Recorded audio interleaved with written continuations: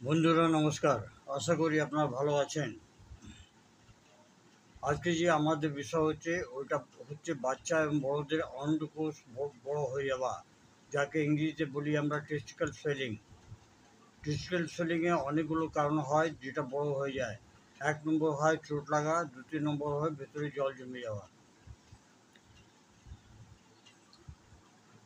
এটার জন্য হোমিওপ্যাথিতে খুব ভালো ভালো ওষুধ আছে যেটা খুব ভালো কাজ করে, এবং আশা করি যদি এরকম কারো সমস্যা থাকে তারা নিকটবর্তী ডাক্তারের কাছে, হোমিওপ্যাথি ডাক্তারের কাছে গিয়ে পরামর্শ এবং কনসালটেশন নেবেন।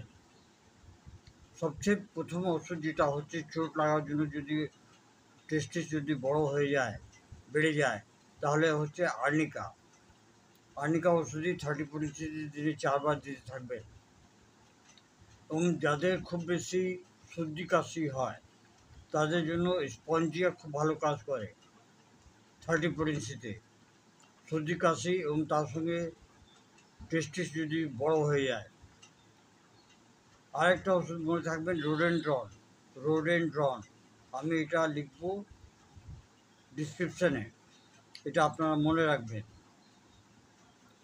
এছাড়া যে ওষুধই হচ্ছে ওটা হচ্ছে পালসিটিলা।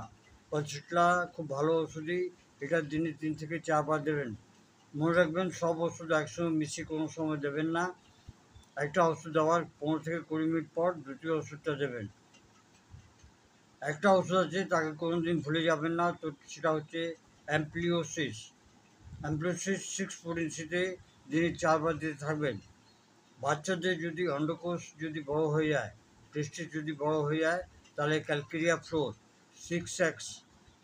এবং বড়দের যদি অন্ডকোষ যদি বড় হয়ে যায়, তাহলে ক্যালকেরিয়া ফ্লোর 30x দিনে বড়দেরকে 4টে ট্যাবলেট দিনে 2 বার দেবেন, এবং বাচ্চাদেরকে 2টো ট্যাবলেট দিনে 2 বার দেবেন।